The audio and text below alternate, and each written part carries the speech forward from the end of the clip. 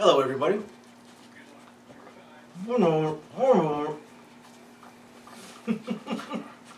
I'm Jason. This is Freya, and we're bringing you today's episode. it's my fuzzy co-star Freya. Yes, you are my fuzzy co-star Freya. And as always, guys, please hit the like and subscribe buttons. Like I say every time, small family channel. Just doing this for fun. We'd love to bring you guys books, authors, and more things to read, more things to keep you entertained. So please support us. We'd appreciate it. We're going to do these videos anyway, but we'd really appreciate any support you guys would give us. And if nothing else, do it for the puppy. And otherwise, I'm going to go into today's episode. And today, I want to talk about an author that I have talked about in the past, but I want to talk about a different series of his. So I've talked about Brandon Sanderson before in his Mistborn series. This time around, I want to talk about book one in a trilogy that he wrote that was superpower based. So Brandon Sanderson's Steelheart. That's what I want to talk about. Steelheart. Now, I'm going to break it down into the four categories that I usually talk about: the world, characters, plot, and the writing style. So the world is our world adjacent. We have these powers that have popped up, these superpowers. People have these superpowered abilities, and they run in different levels. And typically, the most powerful of them have multiple powers. One that protects their life, basically, some form of healing or resurrection or something along those lines. And then your offensive powers and defensive powers and stuff like that. So you've got your major powerhouses, and then it just kind of scales down. Now, the world was affected by these powers, and these powers are different. In a way, this takes superpowers and almost mixes in a little bit of supernatural into it as well, because the almost a bit of magic, because the superpowers, some aspects of them don't make sense. And I know what you're thinking, that no superpowers make sense. Who can shoot laser beams out of their eyes, or fly or control the weather, stuff like that. I mean, more makes sense. It doesn't make sense outside of what we already think of as superpowers and kind of accept. And that is that most of the superpowers have some form of a weakness, and you have to figure out that weakness. It's not something obvious. It's not, Superman and his kryptonite or something along those lines. But imagine you've got a character that is immune to all harm. His skin just cannot be cut, or his body cannot be harmed. And you got to figure out the weakness for it. And the weakness turns out to be that his body cannot be harmed or injured unless you're wearing a green shoe. I mean, it's kind of like that. Like, these weaknesses can be the most random, oddest little thing that doesn't make sense. So you'd almost think there's a little bit of magic built into it as well. Now, because of these characters are so powerful, what Sanderson did with this world, and this almost makes sense in a way, the cities, the governments have collapsed.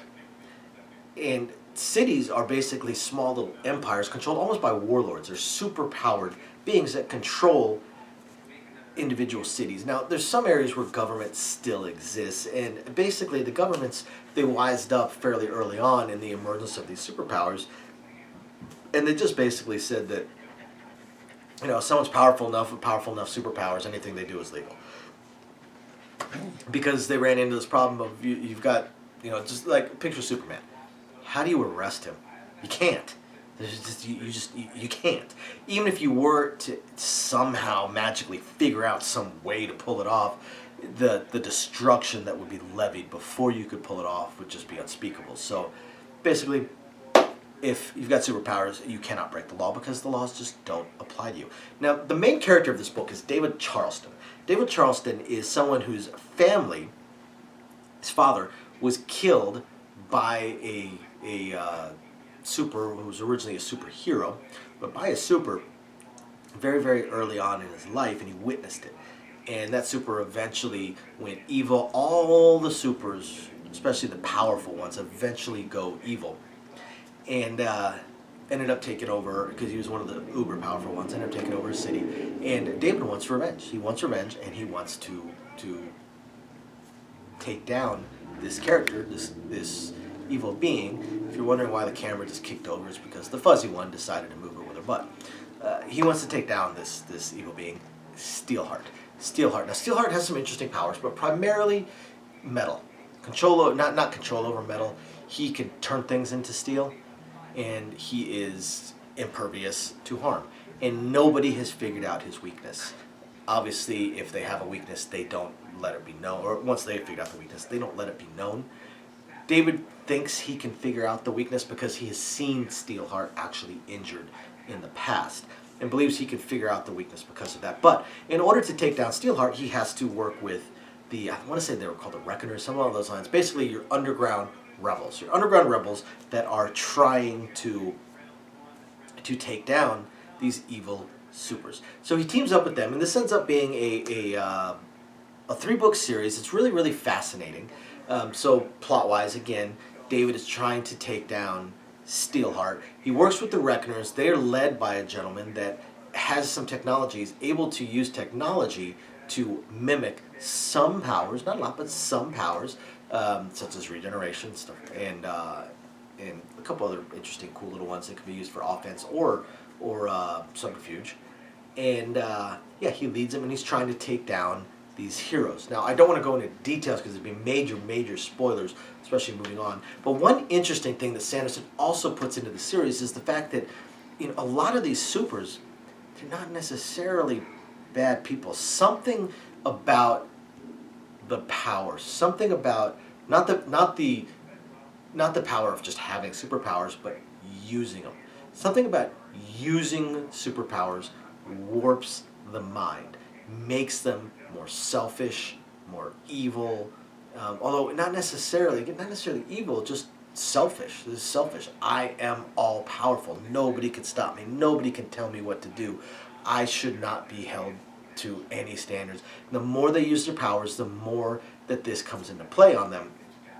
And he even shows through the series that if a super stops using their power for a certain length of time, they humanize. They become empathetic. They can become heroes. They can become good guys. But if they use that power, they can just get absorbed within that power. While they're using it, they just get utterly overwhelmed by this power and continue using it and continue using it and continue using it, and more selfish, more powerful. The writing style, Brandon Sanderson, this is a different series than his Mistborn. His Mistborn is very lighthearted, very tongue-in-cheek, very action-oriented. You've got a lot of sarcasm, you've got a lot of smartass. In this series, it's a lot less. There's a lot more exposition, a lot more talk, a lot, mystery. There is some action, but nowhere near as much as what shows up in his Mistborn series. But again, there's some action. A lot more talking. It's a lot slower and more I'm not going to say dialogue driven, just more detail driven, description driven. And of course you've got this whole cerebral trying to figure out what the weakness is of Steelheart, when again they can be so frickin' random. Brandon Sanderson is a fantastic author. I've read all 3 books of the series. They're really good. I do prefer the Mistborn series better, but excellent series. So if you like Brandon Sanderson, if you like the Mistborns, if you like superhero fiction, or if you just like to branch out and try new stuff, you got to check it out. You got to check out Steelheart by Brandon Sanderson. So after you hit the like and subscribe button, go check it out. Thanks for watching, everybody. Bye now.